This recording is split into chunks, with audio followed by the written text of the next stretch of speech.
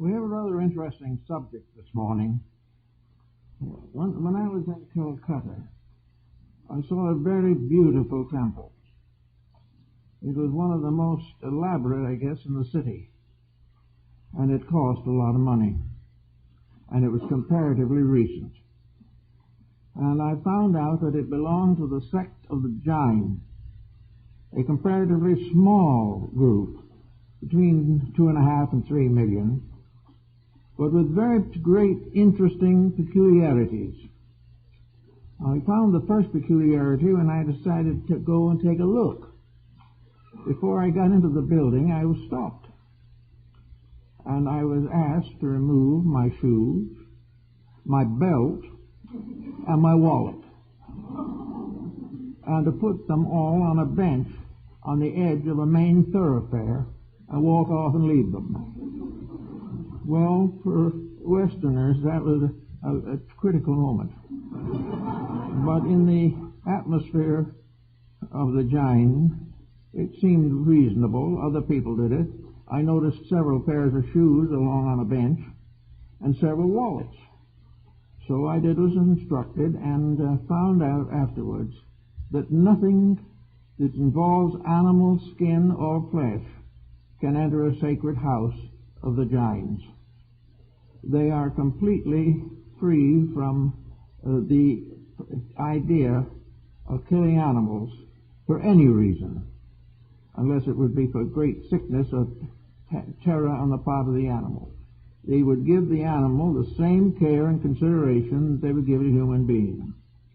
Not only that, but they had an old animal's home, kind of like a retirement community for ancient animals that would otherwise be killed. At one time, they had somewhat over 800 quadrupeds in there, going through this various phases of old age with dignity, well fed, cared for, and given veterinarian service. Well, this is something that's a little difficult for the Westerner to appreciate. They go further than this. They make great care of birds, and anything that is sentient to them is sacred, because nothing can be sentient unless the divine spark is within it. This led to a little contemplation of the matter, and it becomes gradually obvious that this sect has an influence far beyond the size of its membership. The members are for the most part from the upper classes of Indian people, in this sense that they are well educated in the professional fields and they have dedications based upon solid scholarship. I think the summary of a Jain criticism of Western life, now I'm not quoting them, but I'm taking their idea and putting it into Western words, would be something like this. If there was a home with tremendous contention, family at wit's end, or everybody hating everybody, what would be the Western solution? Answer, paint the house. They think that we believe that if we keep the outside up, nothing else is important. The way we dress, the way we live, the way we eat, the way we think must always be in fashion. And as fashion is 90% wrong and almost 100% a waste of time, we are not getting the most out of the philosophies and integrities which we are assumed to be concerned with. So with that thought in mind, I've been trying to think through a little bit of some of the contributions that the Jain philosophy has made to the principle of harmlessness. This is Ahimsa. And Ahimsa is a word which means hurt nothing. Now that means don't hurt your brother. Don't hurt your so-called friend. Don't hurt anybody. And if you have an enemy, make a friend as quickly as possible of that person. Just simply do not harm anything, with word, with thought, with deed. And do not build a career that is so competitive that you must make by the loss of someone else. Because as long as we fight things through, as long as we work on the outside only, as long as we put physical ambitions and physical achievements first on our list, there will be no peace in the world. Mohandas Gandhi lived for some time among the Jains, and they influenced strongly his doctrine of harmlessness, or nonviolence. According to these people, we have to look fairly at the facts of things. We are really living in a fantasy, and the fantasy is that everything that is important is physical, and everything that is physical is important. And on this basis, there can be no peace, no harmony, and no end of strife. We cannot achieve a brotherhood of humanity as long as we compete with each other for honors, for wealth, for opportunity, for privileges, and gain those, if necessary, by sharp practices. So the Jain take it this way. We are here for 70, 80, 90 years, if we're fortunate, and at the same time, we are surrounded by a great vast area of non-self. We came from somewhere, and we were not there before that.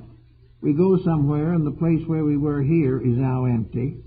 And in the interval between these two periods, we live and move and create our destinies. The Jain believes definitely that there is a purpose in life. They believe in the immortality of the human soul. They believe in reincarnation and karma. And they believe that the larger purpose of life is to complete and fulfill the total self. And that while we live only on the surface, while we are concerned only with superficial things, and are perfectly willing to try to succeed on a level of vanity alone, we're always going to be in serious trouble and frustrate the purpose for our own existence. So we look a little bit into some of these thoughts, and we find some rather interesting things. The Jain, for example, points out that our physical life is very largely influenced by our attitudes, by our emotions, by our thoughts, and is a constant compromise of principles in order to appear contemporary in a physical way. We mortgage the soul to project a dramatic image of the body. We mortgage our emotions in order to use the will and the energy, the resources, completely for the fulfillment of our human attitudes, appetites, and desires. That we use the body. We abuse it. We make it do things it would never do of its own accord. We deprive it of the cooperation of the inner life. We make it necessary for the inner life to constantly support and defend our outer life. Every internal resource may be devoted to the advancement of ambition or the accumulation of wealth. These two purposes are basically illusional, because there is no permanence in them and no reality in them. We come into this world with no physical belongings except the body. We go out of this world and we take nothing with us except the soul. Therefore, all of this struggle in between is largely fantasy. The fantasy that makes us believe that we can spend the first half of life accumulating and then settle back and accept and enjoy these accumulations in the second half of life. The idea of this, from the standpoint of the Jain, is that by the time we get through the first half and build our little pile, we're sick and tired, and it's too late to even enjoy what we have accumulated. For about the time where we're going to settle down to the appreciation and use of what we have, we are tormented by the destruction we have wrought within ourselves, and also may be a little affected by bad conscience, and even most affected by ambitious relatives. The answer seems to be there's something wrong with the pattern. Man is better than the world he creates. He is better than the kind of house he lives in. He is better than his appearance. But to the Western thinker, appearance is just about everything. Everything that we can want is either in appearance or in fantasy to attract attention. We feel if you make people look at us, that's a great achievement. What they see when they look, we don't know. Usually it's not very flattering. But we keep on living on this surface. And as a result of living on the surface, we have wars on the surface. We have desperate afflictions of one kind or another, economic collapses, psychological fatigues, broken homes, narcotics addiction, alcoholism. All these things are in some way associated with the gratification of something that is not ourselves. The human being has never needed the false stimulation of narcotics. If there is a false stimulation, it is because the natural stimulation of life and its purposes has failed. The inspiration and the pressure to grow should come from the inside, and not by simply bolstering up artificially by bad habits the fatigues of the body.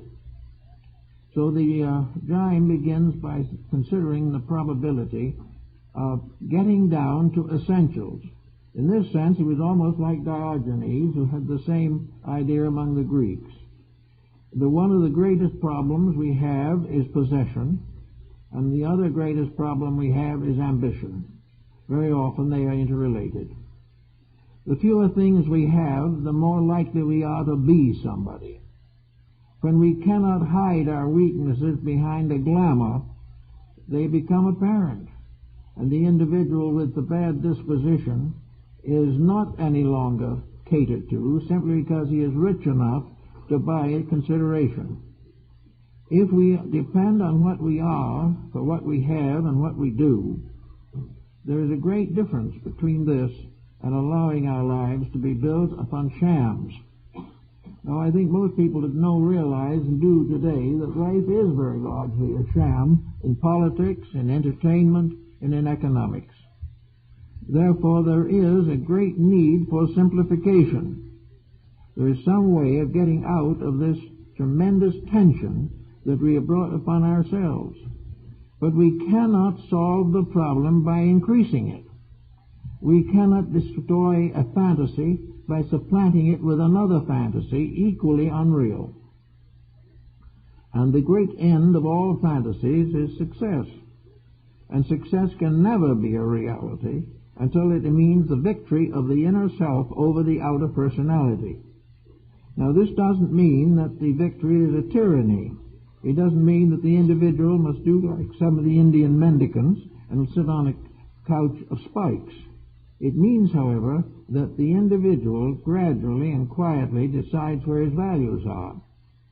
Now, many of the Jains are educators, physicians, lawyers, doctors, all kinds of professions, but always with a realization that there is a profession that we follow, a job that we have, but inside there is a censorship of consciousness over conduct. And it is this victory of consciousness over conduct that is apparently so lacking today in Western culture. In fact, it's lacking everywhere, but it is particularly obvious in an affluent society. If, therefore, the individual must work from the inside out, then it is necessary to clarify values. And this clarification is not, in the case of the Jains, so different from Buddhism. Buddha and the first great sage of the Jains probably were contemporaries. Jainism has probably the same antiquity as Buddhism, founded about between 5 and 600 BC. And it has many traits and qualifications and conduct patterns very similar to Buddhism. The only difficulty or difference, we may say, is the attitude of the Jain toward worldliness. Buddha gives us the same concept, but the Jain applies it in his daily life, applies it every day to the advancement of his own inner consciousness. He must finally decide which is the most important, what he is or what he has. Now, this is a decision that everyone must make. But the wrong decision has a lot of unpleasant appendices hung on to it. The wrong decision can be very bad for the health. It can be bad for the mind. It can destroy our emotional equilibrium. It can break our homes and tyrannize our governments and precipitate nations into wars. Therefore, the wrong kind of decision is one of the things that must be avoided. And the only way to find simply the right decision is to watch nature around you. See how nature works when man does not interfere. And we will find that most of the bugaboos that we are afraid of are not the result of natural law afflicting us, but are the result of the individual breaking natural law and disturbing the balance of nature in any one of many areas of activity. We are worried now about our petroleum resources. We are worried about almost everything. We would like to dump our waste on the moon or something of that nature. But that we should so live and so conduct ourselves that these problems are trivial has never occurred to us. We must keep on spending. We must keep on building bigger and better buildings. We had a big fire here in Los Angeles a few days ago, in which a great building proved to become useless in substance because of things that people forgot. To build a 50-story building and put in no sprinkler system was simply part of our way of doing things. Probably the Jains would probably build a sprinkler system and forget the building, not put it up at all. It would be much nicer to have a sprinkling system spread out all over the ground. They just would not do this type of thing because they knew in themselves that this would ultimately lead to some form of a disaster. All exploitation leads to disaster. All profit is made by the loss of something. Everything that we think and do either advances us as human beings or creates a debilitating environment for ourselves and those we care for. Now, one of the interesting fields in which the Jains functioned, the field of harmlessness, Ahimsa, has to do partly with the diet. Now, to these people, flesh food is not suitable for human consumption. Now, this is something that will probably be largely diagnosed or misdiagnosed by various experts in this country. But one thing that we do find out through study of medicine is that too much meat can be a cause of serious trouble. But the theory with the Jain is not based on this. It is based on the concept of the human being never destroying life, that we cannot afford to build a healthy body by killing a sentient creature to feed it. Now, this may develop more as we go along. At the present moment, we are not so much concerned with it, but we are concerned with the fact that a number of diseases are traceable to too much animal food. We also realize that a great deal of our trouble is due to the effect of food upon temperament. We find that the Jain, with his vegetarian diet, is far more peaceful by nature and temperament than those who are carnivores of one kind or another. This is the main point I think that interests us. The moderation of foods that cause emotional stress or create a tension that forces ambition or anxiety or antagonism or turns us gradually to narcotics. The Jain believes that a simple life, well lived, is all that can be expected of anyone, because the whole fantasy that we live is bordered on both sides by oblivion. The Jain believes in life after death, but he does not believe that you're going to take anything with you from this world to the next except your own soul. And if the soul has been denied, if the soul has been starved, if the soul has been violated, then there is nothing that we can take with us to compensate for the loss. This makes pretty good sense from a philosophical point of view, at least. Many people today take the attitude that the only time is now, and that while they can, they want to do exactly as they please. But of course, in the course of a few years, this doing as you please ends in results that do not please. The individual becomes sick or endangered or finds himself in tangles due to the misuse of his own impulses, and trouble goes with it all the way. The problem of environment, therefore, is a very simple one with these people. The home will be simple. No gewgaws, no vast extravagances, no complicated and extreme fashions that cost money for taxes or construction. A simple house, a comfortable house, but a house that is dedicated to the friendliness, affections, and responsibilities of the family. It is the family that makes the home, and not the house. And if the house is grand enough, the home, it will suffer, because it will tie the individual to a whole group of fantasies.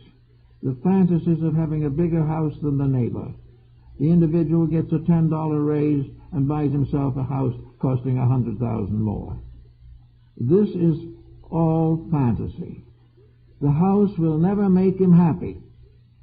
It will satisfy his ambitions for a moment, but within that house will happen many things that he wishes will not happen.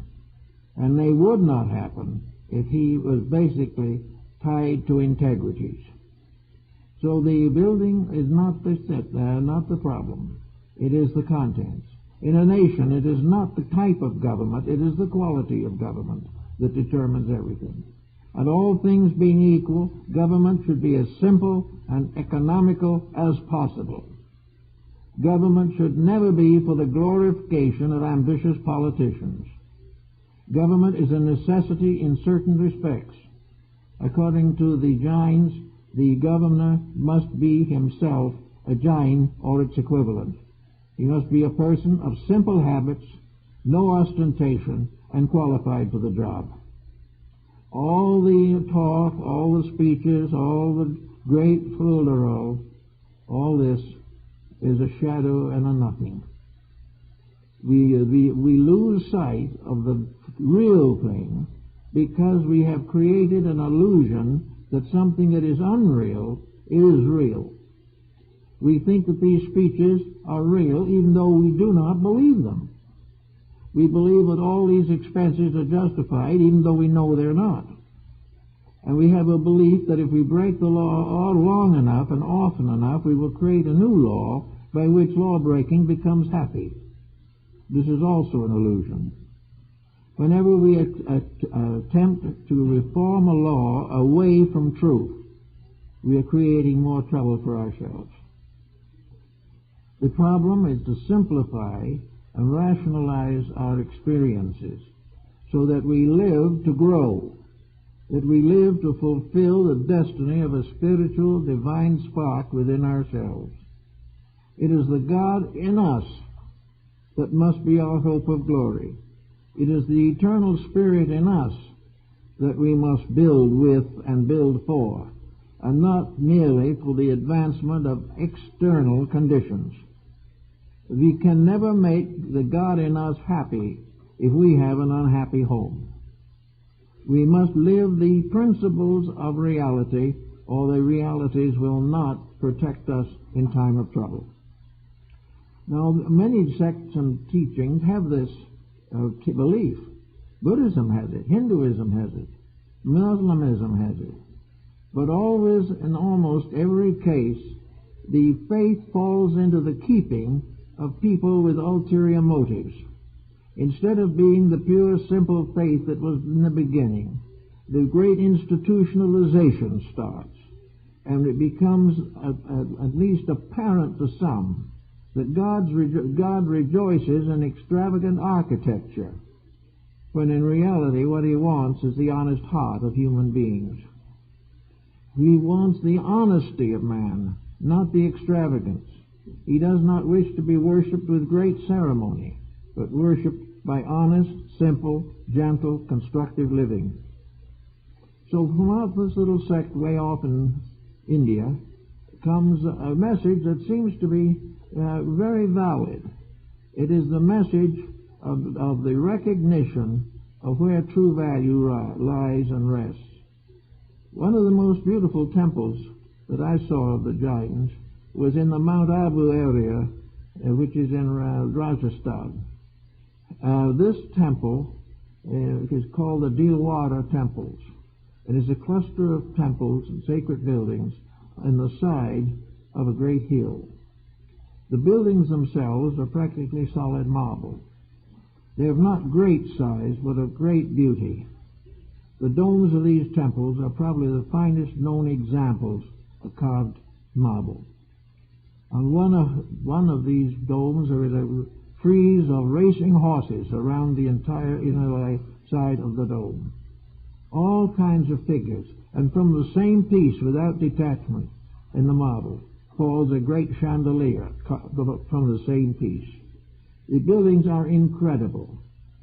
They're incredible because they represent probably the work of great artisans who got nothing for doing it, who were not paid, but who are permitted to worship by the creation of beauty.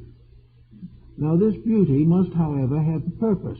This beauty must not be for secular purposes. Beauty is in itself a sacred manifestation of a divine presence. True beauty is worship. The truly beautiful is worthy of worship. And it receives that worship not because of a conscious effort of our will, but because of the admiration and adoration that arises spontaneously within ourselves in the presence of that which is above even our understanding. So the Dilwara temples are a magnificent center in which many thousands of pilgrims pass every year on their service of pilgrimage to their faith. Jainism is a religion of pilgrimage also. And why should it not be pilgrimage? Because life itself is a pilgrimage. And a little pilgrimage inside of the greater one is quite suitable. The pilgrimage of the soul may be through hundreds of bodies, but one of those bodies is the one we are in now. And therefore pilgrimage is the journey in this world to help us to discover the realities. The pilgrimage is to prove conclusively the importance of finding the good. The individual is dedicated to finding that which is real, to Ahimsa, which is really nothing more or less than complete sacrifice of the personal, harmlessness. Therefore, the pilgrim goes forth not in the name of deity, because that name is not even necessary. It is present in the individual. But he goes through the cities, the towns, and the mountainside to find two things. One is to find his place in a divine plan rather than in a human plan. As long as he sits in a city, he is going to be a victim of a city plan. And this plan is the final absurdity of complexity. Therefore, he is going to go into the country. He is going to go where nature still has a voice in the running of things. He is going to walk along the dusty roads where poor people labor every day. He is going to join the laughter of children. He is going to watch the natural growth of beauty as it is, and find his understanding, his insight, and his confidence in the divine plan stronger and better because he has journeyed through a little part of a divinely created world. And he becomes more and more understanding as he proceeds as to what man has done to that world. He sees how the simple people live in their little cottages and live the normal life that is possible. He sees these great conglomerates of cities, 15, 20 million people, in a mass of complexity. The traffic so bad they can get nowhere. And he can point out that this is the traffic, is the symbol of a complex world that can never go anywhere. To get the complexity out of life, therefore, is to get it out of yourself. to get out of yourself the need for anything artificial, the need for any stimulant, the need for any possession that detracts from freedom. Freedom is freedom from things, freedom to worship without ulterior motive, and freedom to take self-interest out of the rituals of faith. These things become very interesting to people who have perhaps suffered long from the sorrows of worldliness. So we get to the problem that probably interests everyone more or less, and that is health, and the attitude of these people on the matters of health. Health must be a proper relationship between the inner life and the outer body of the individual. The body is a kind of a house. The body is a vehicle, Vahan called it in India, by means of which the inner life manifests for a little while in this physical world. The body, therefore, is like a temple.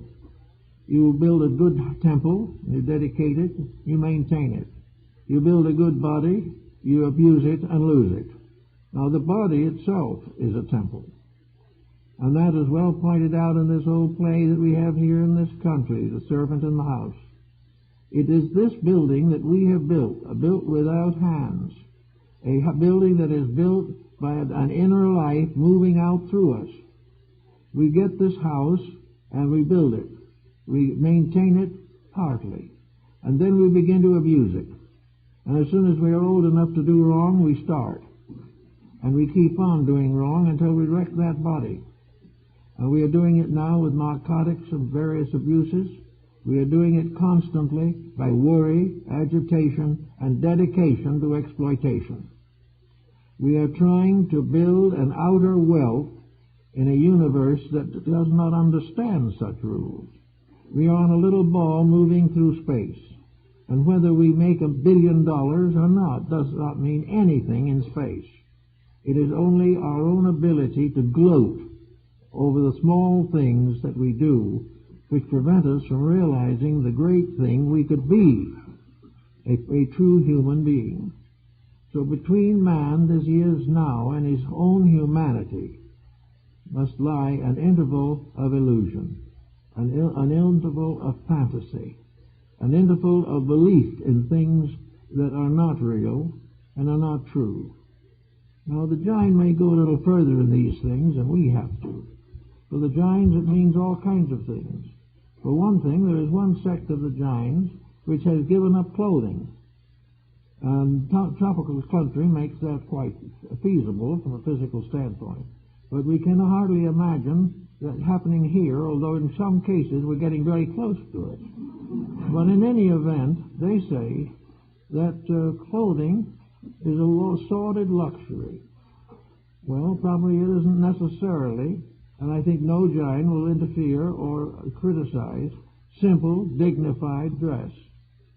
But I don't think that the Jains would have much interest in high styles, or all this business that we do to glamorize the outside and leave the inside suffering from pernicious anemia. We need to get our values straight.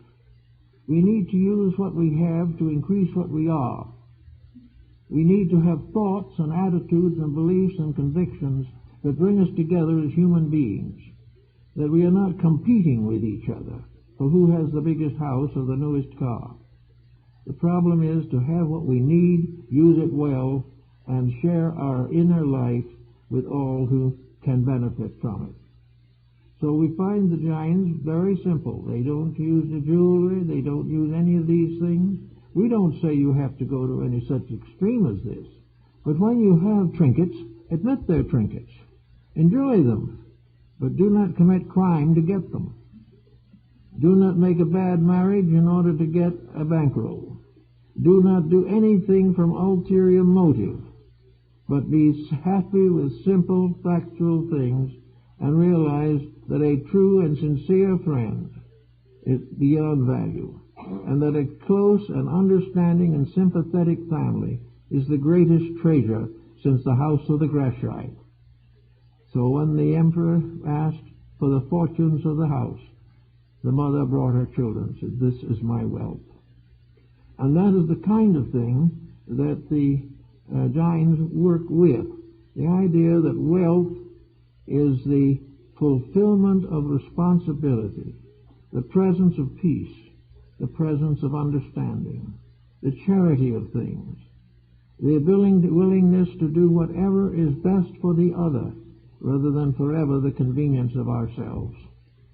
Convenience is destroying us, but this idea of not having the possessive factor, cultivating harmlessness, is a great virtue. Now let's think a little bit about what was meant by harmlessness. Harmlessness is freedom from misuse of whatever it may be. To be constantly in the presence of the abuse of value.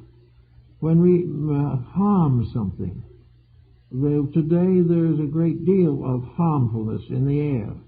We destroy each other's cities. We destroy each other's works of art. We betray each other with bombs and weapons. What do we gain? More bombs, more weapons, more death, more misery. Why has it been that a people or a human race, with a history such as we have had for thousands of years, has never caught on to the fact that something was wrong? That the wrong was not simply that the wrong side won the battle. The wrong was that there was a battle at all.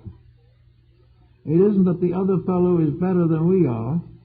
It is actually the fact that neither person is better unless it results in peace.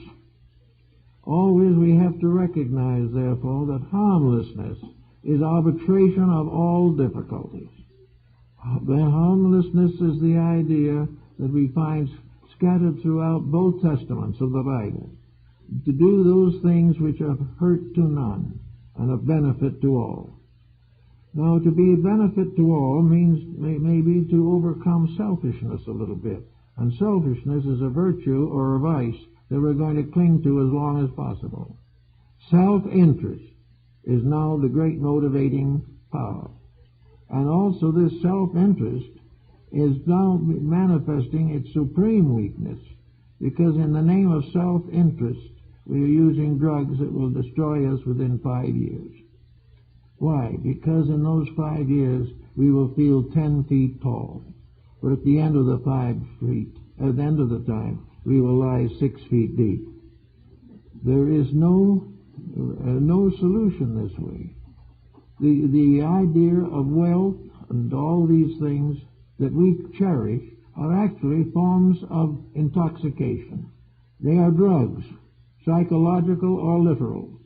They are ways in which we deceive ourselves into thinking when happy while the miseries are piling up. Therefore, the idea of harmlessness means not to injure ourselves, not to destroy the body that has been given to us, but to protect it as we would protect anything of value and anything of importance. That we should constantly try every way possible to keep the peace and keep the truth. Now, the actual work of the Jain community is that, whether we see most of it, is that the very simple nature of the faith is not one that requires constant attendance to any particular denomination. It would be something that anyone, regardless of their religious belief, would find acceptable. Namely, that there is always hospitality. There is always the sharing of moderate things. There is always friendliness and a recognition of the basic unity of all that lives. And this unity reaches out to include the creatures of all of the other sentient worlds. There's a story about a Hindu holy man who was seen passing an anthill. He paused long enough to crumble a little of his bread and toss it in so that the ants would have something to eat. We don't need that necessarily here, but it is a spirit. It is the spirit of sharing and giving, a respect for life. And if, as Burbank pointed out, we were correct in the raising of flowers, there would be no insects bother them. That we would need nothing to protect the rose from the aphis if it was not that we have damaged the life protection that nature gave that rose. We have done something with the rose we should not have done, and it has lost its power to protect itself. And it is the same way with human beings. When we do things to them that destroy their defense mechanisms in biology and physics, then they are open to all kinds of ailments.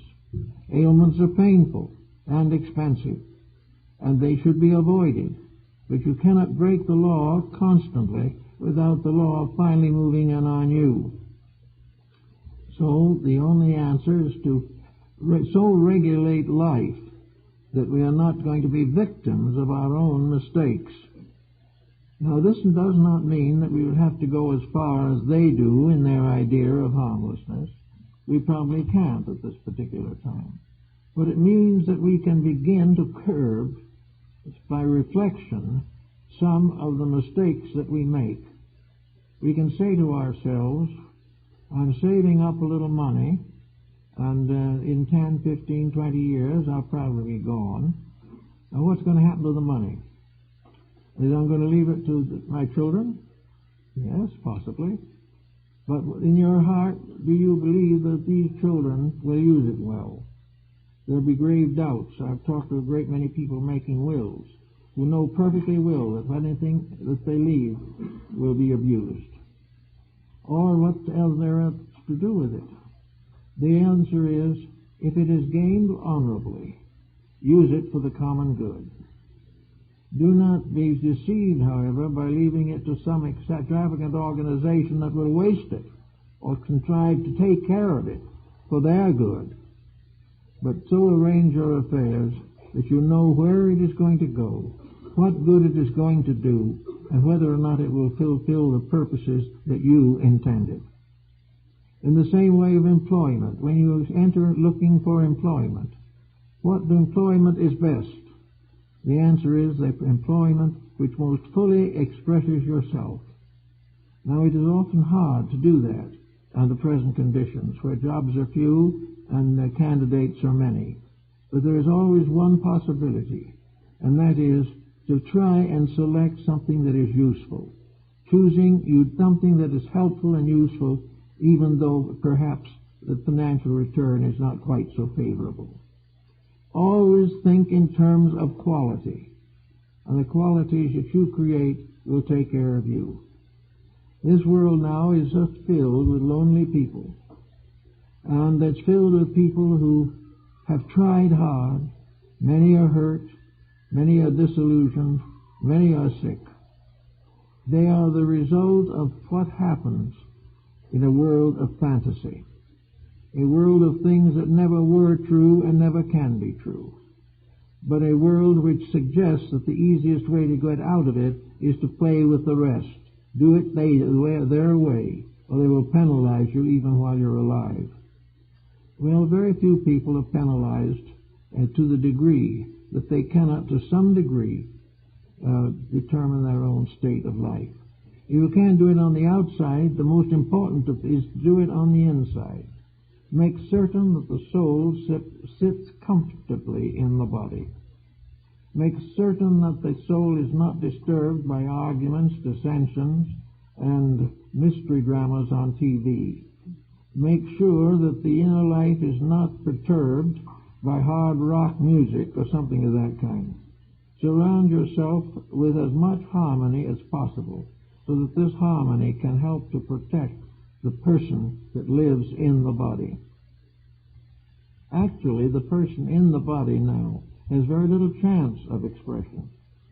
The surface is so cluttered that no one wants to pay any attention to that still small voice of conscience that gets stiller and smaller every day. But we have the right to so live that the inner life can speak, that it can give us a directive. If we are quiet and do not try to force attitudes upon our inner lives, we will let the inner life release attitudes to us and through us. if we make all our decisions on the outside and force these decisions upon the soul living in the body, we have a sick soul already. It has no chance to become the basis of growth, improvement, peace, happiness, or security. It is forever penalized by the pressure of the mind, which is the creator of illusions, but can become the support of simple truth once we understand it. So we are now living by forcing the outside on the inside. The Jain say we'd be better off if we forced the inside on the outside. In fact, we wouldn't have to force, just give it a chance. If they give the best of us a chance, the rest of us will follow. So in their simple way, in their little villages and towns and communities, they simply live to make possible the growth of the life within them. They know that they have lived before. They are perfectly certain of that. They know they have come into this world now to learn something new.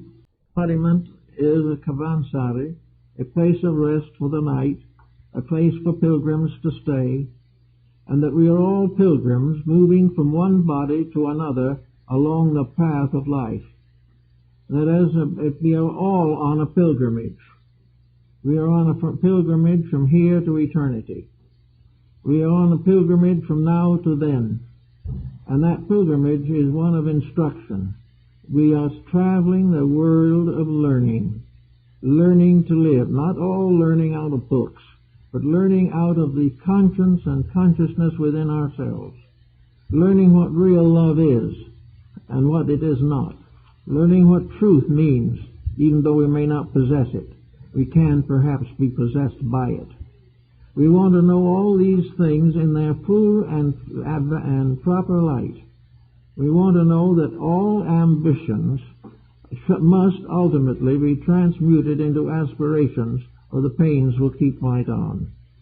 That out of aspiration comes the instinct to grow, the instinct to grow lovingly and wisely. The Jain moving through the community performs all kinds of simple services, religious and secular, without thought of reward or without any hesitation over whether it is a member of his own cult or not. He is out simply to know that the only way he can grow is by growing. The only way he can achieve his end is by so living that he can fulfill his end in his own nature. When he realizes this and starts living that way, harmlessness is what follows. Harmlessness is the individual who does not hurt even the most simple and elementary form of life.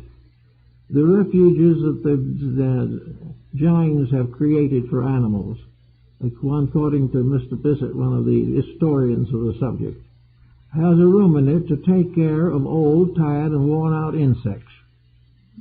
Now, we have a way of doing that, too, with the fly swatter. Well, we're not saying that we want to do that, but the idea is simply an extension of our responsibilities to each other.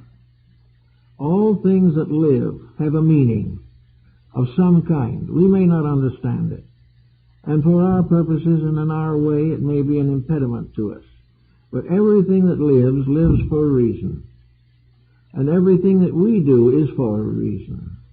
And while we may not be put into an old age home for insects, we still have to build an understanding and a sympathy for life. And today there is no real sympathy for life. The condition of the stock exchange shows that we're not very tender about each other. And that's only one aspect. Another aspect is the slaughterhouse for animals. They are both creations of profit. They have no consideration for humanity as such. Everything is in terms of dollars and nonsense. And we all become part of it. We die of misery when the stocks go down. We are elated when they go up a little. When actually it is all part of a strange world of unrealities that is more difficult to rationalize than Alice in Wonderland. Actually, we are here primarily for one purpose only, and that is to release the God in us, that it may become part of the God in the world, that it will become part of the God in all the faiths and in all other human beings, and that the time will come when the love of God will have victory over the hatreds of men. There is no other way. We are thinking now of all kinds of ways to train it, and all kinds of ways of solution. We have another election coming up, but to the Jain people, we've got to find whatever it is that is according to the laws of heaven. We've got to rule each other and ourselves by universal law, and not by the little statutes that men put in books.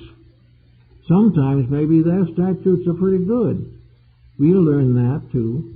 But for the most part, we're trying to solve the problem of the outside from the outside, and it cannot be done. It'll get worse. The computers will get bigger. Everything will become more and more complicated, because the individual is not thinking in a loving way of the needs of the rest of humanity, or the needs of the sentient world to which he belongs. He doesn't realize that there is a one-life pattern behind everything. There is only one life, and it must be protected. And those who attack or assail that one life in any of its forms bring down upon themselves a karmic reaction. The purpose of life is fulfillment. Even if it's the life of an insect, there is something to fulfill. These little creatures were not built for the fun of it, or just simply accidents along the way. The more we study them, the more we realize that the infinite detail, wonders, unbelievable complexities in the ordinary housefly. We do not know what to do about these things, and we probably won't for the while.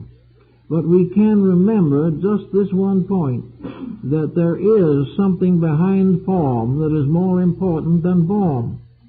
And if we will gradually change the human pattern, the rest of nature will adjust very easily to the constructiveness in humanity. For man is the steward of nature in this particular world in which we live. And this world is one of great wonder. I remember Thompson Seton used to tell me about the proofs that he had in various ways that to animals, human beings are gods.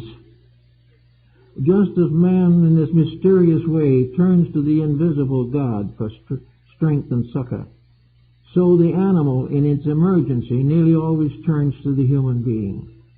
Man is the god of the beast. He is the thing that the animal world must turn to in an emergency. And when he turns to it now, of course, it's open season on hunting, and that's the end of the animal. These things have to change. When we destroy life just for sport, then there's something wrong with us. There's something that isn't coming through. And the thing that isn't coming through is the divine life that so loved the world that it created these animals and turned them over to our tender mercy. And our mercy is not tender. Therefore, we are still faced with the problem of finding out why these creatures exist. What is their purpose? What is it that makes it necessary for nature to produce this infinite complexity of life? Well, the answer is that the life behind all things is infinitely complex and is eternally manifesting through the evolving individualities that it sends forth from itself. Every one of these forms of life is a quality of the infinite itself. Every one of these forms has to exist as an archetype in nature, or it cannot manifest. Man did not create them. The idea that man created all these other kingdoms is not factual. The fact is, man has created very little except trouble. And it's time for him to stop this if he wants to get along better. Now, we're coming into a great emergency in human civilization at this time. An emergency that we must all face.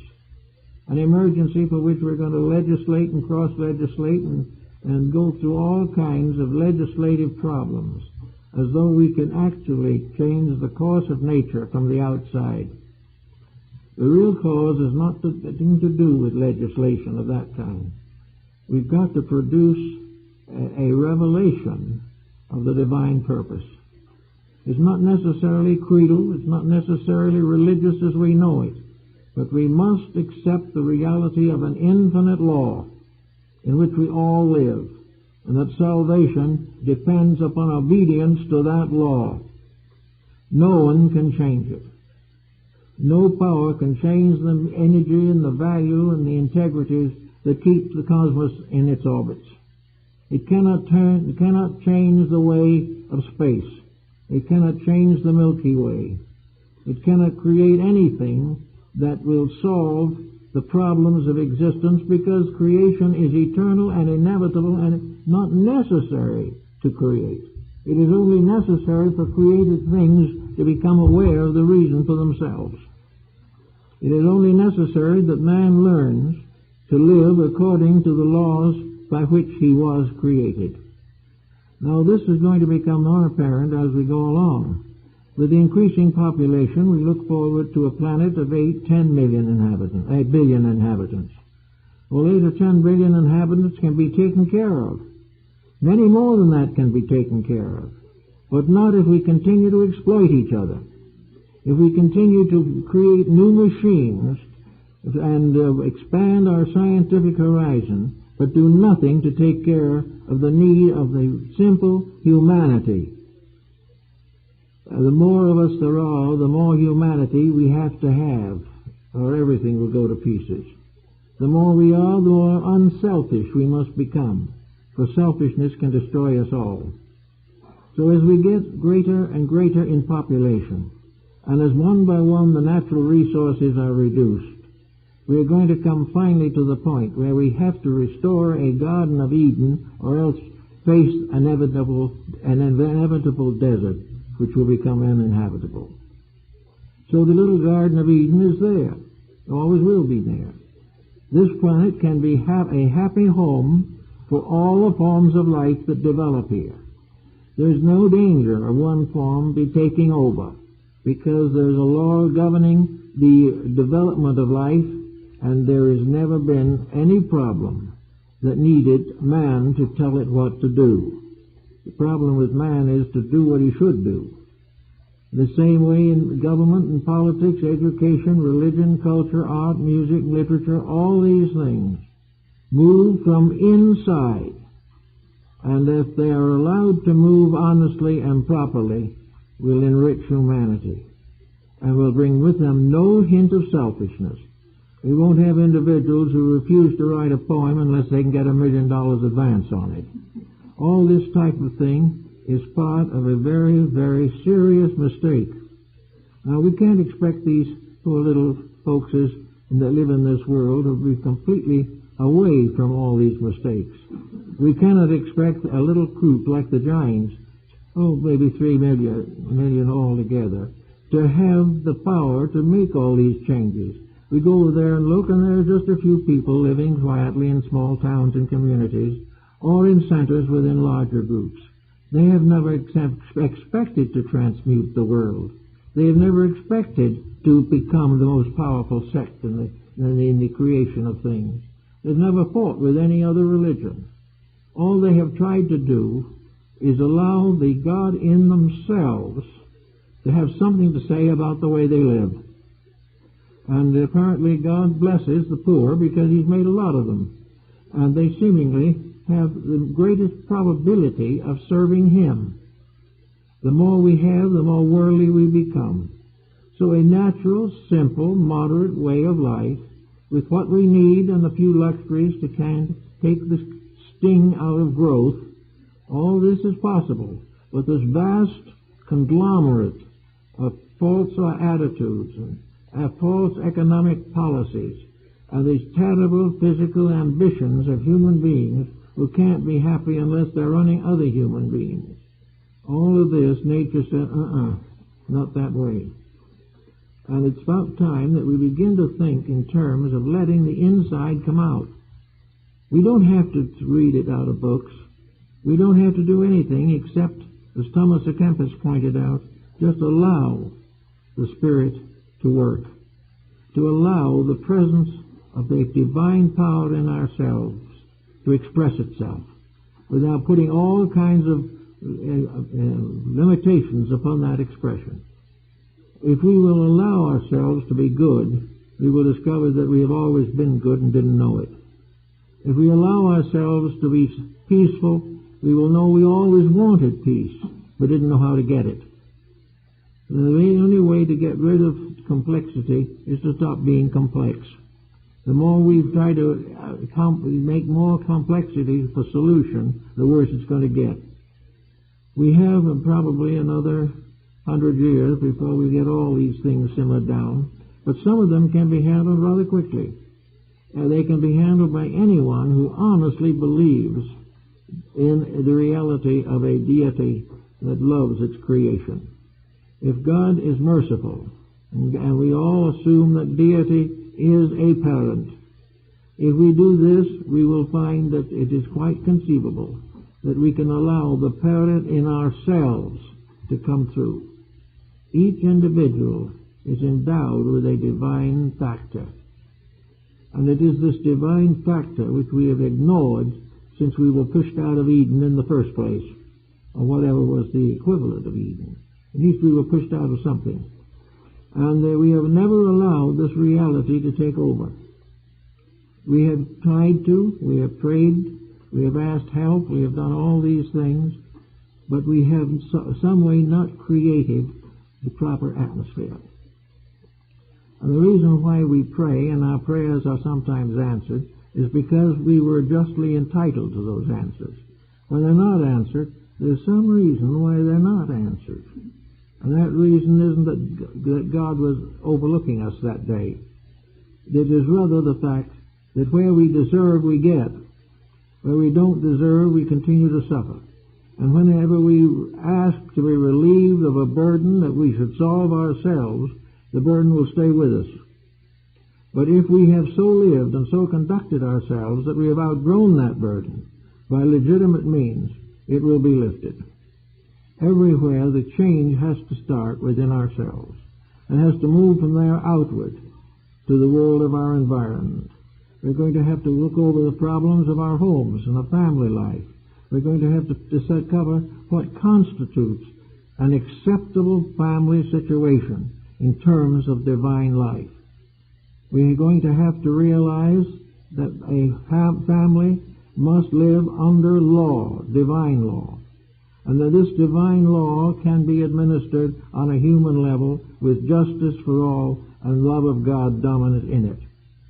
We can find any answer we want if we really want the answer. But if we merely want an excuse to continue making the same mistake, we will go through one cycle of depressions and inflations after another. We are beginning to realize the fear of nuclear war. We are realizing that we created something we didn't understand and never will probably understand. We created a very convenient means for self-elimination. And this creation was supported by some of the worst thinking the world has ever done. But on the other hand, it hasn't happened. And now we find a gradual awareness coming that it shouldn't happen. The inside is beginning to speak. The inside is speaking in many ways and in many places. It is still a small voice for most. But the small voice may be small in terms of society, but that small voice, when it gets a little louder in us, is the most powerful force in the world. So that we have always had and always will have within ourselves the capacity to be right. And by following that capacity, to make the world what it should be. It isn't necessary for us to go through all of the privations and trials and sufferings that's figured the past. Look at this moment. There's in trouble in every major country of the world. Everything is proving conclusively they're doing it wrong. Yet with all the force we have, we try to continue to do it wrong, or make a few minor tucks in our mistakes so that they won't look quite so bad, or maybe get a little bit of something better into them. We should be studying definitely that the whole path of humanity since the 19th century in the Western world has been toward materialism, toward the complete ignoring of the ethics of the divine purpose.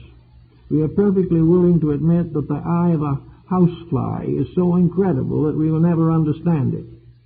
But we are unwilling to accept the fact that there's something out there that does understand it and did create it. And we've got to find out ways in which we can do that which is right. We must become in our turn pens in the hands of a ready writer. We must find a way to come back to the simple facts of life, to live as we should have lived, and as lived in a way in which we can spend the years of our lives in a peaceful relationship. Now, what might be one of the rewards of that? I think it probably one of the rewards would simply be that the last 10 or 15 years of life will be happier, which we will no longer be lonely people. We will no longer be exiled from society simply by age. We will be also able to reap the rewards of good thinking, good planning, and good understanding. Sometime these birds have to come back to roost, and what we do wrong will ultimately do wrong for us, or make things very difficult. So we do realize very definite that in this life in which we are now involved, that a major breakthrough is necessary.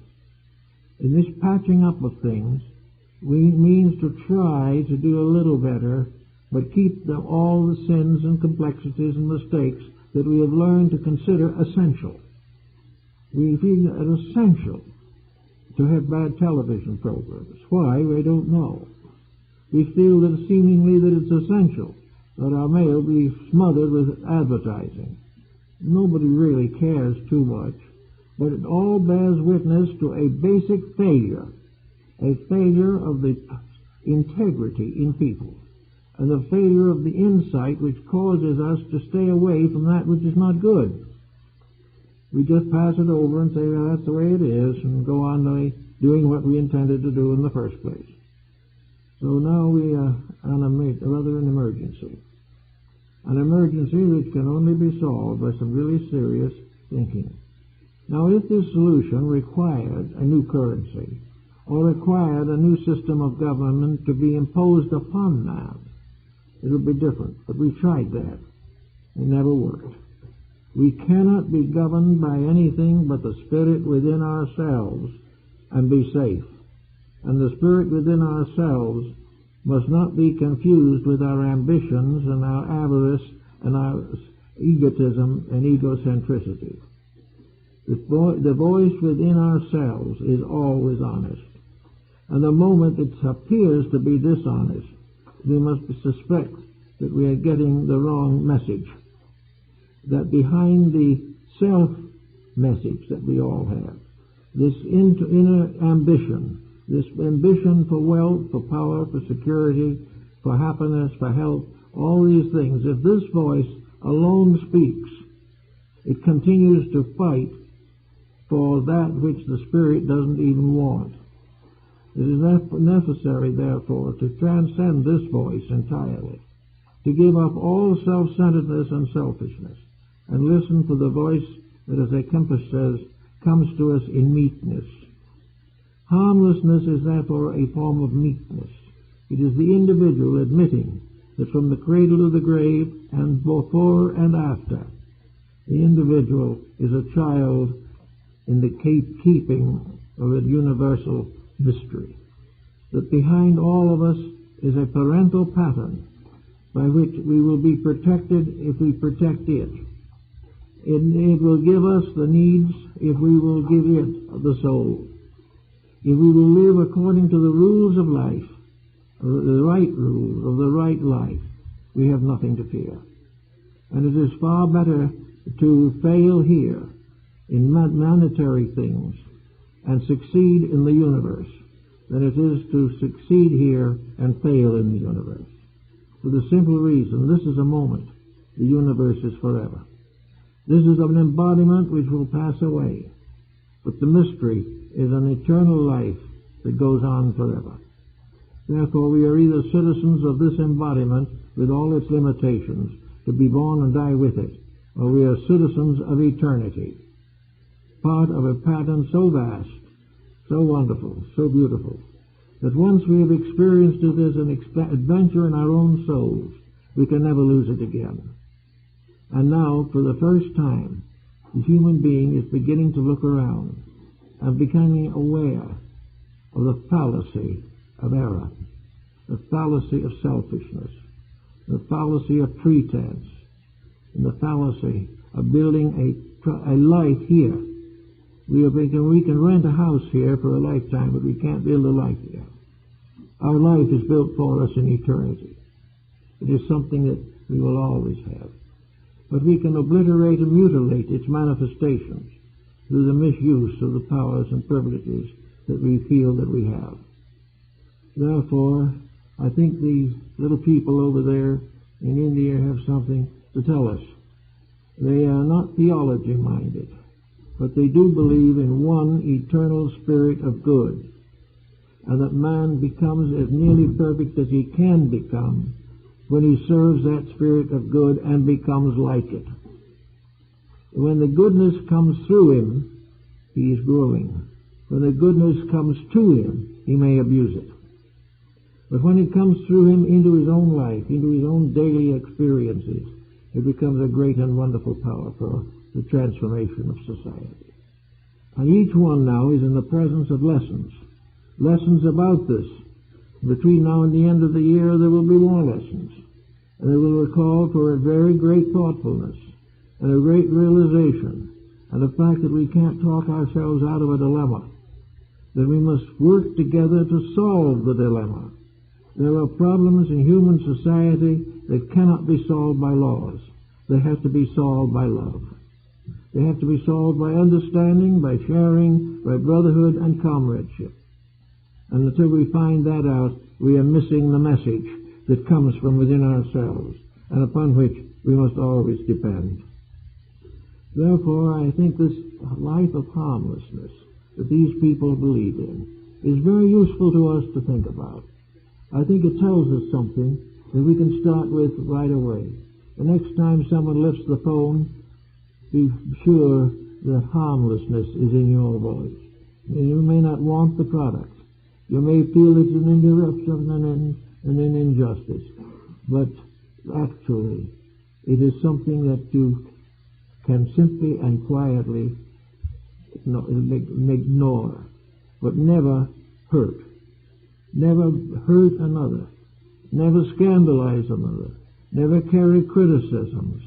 Never do these things that are now becoming obviously more offensive.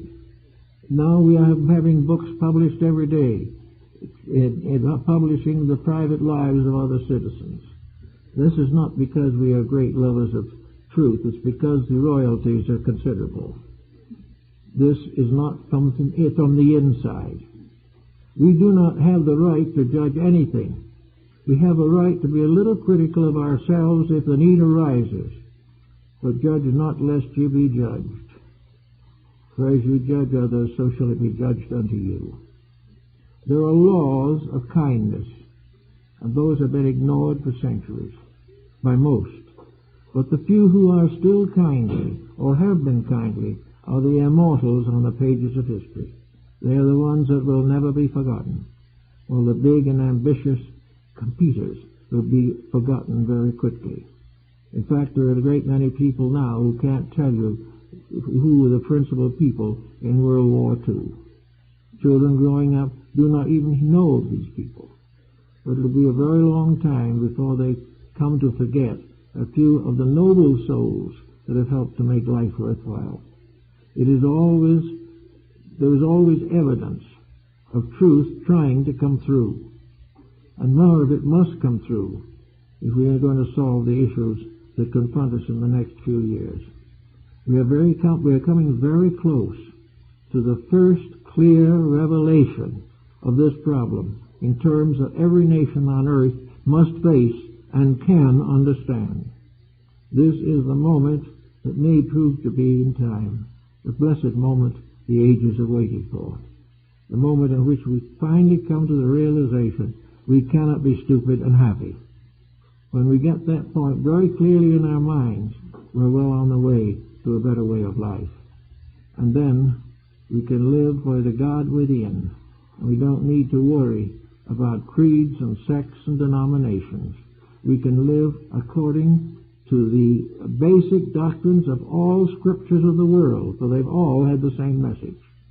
We can begin to live them instead of talking about them. We can put our own lives in order, reunite the broken families where we can, and bless the help that we can give each other, and begin to build for a permanent culture rather than on the idea that responsibilities must be avoided at all cost. The truth is, responsibilities must always be accepted, worked with and solved. That is the secret of growth. And what is growth? Growth is the spirit within man gradually working its way out into the control of his objective life. Growth is from the inside out, and no permanent growth can come except by the release of the divine quotient in man's complex constitution. Well, that's it. Now, I've got a few announcements I'd like to make. First of all, I'd like to wish you all a very happy Mother's Day. And I'm sure that in the days that come, mothers will gain a great deal more understanding than they have enjoyed in recent years, because they are part of that which has suffered as a result of the increasing selfishness which has dominated human conduct. I'd like to announce at this time that on Monday evening at 7:30 here, the Veritas Foundation will have a workshop. My wife will be speaking. It's a friendly gathering of people interested in the very things we are talking about this morning, and I'm certain she is going to bring into this discussion a discussion of the feminine principle at the source of existence, which she calls the space mother. And this is a very interesting and important contribution to modern thinking, and we hope that you will attend, if you can, her meeting on Monday evening as a sort of a special Mother's Day celebration. So we hope to see you then.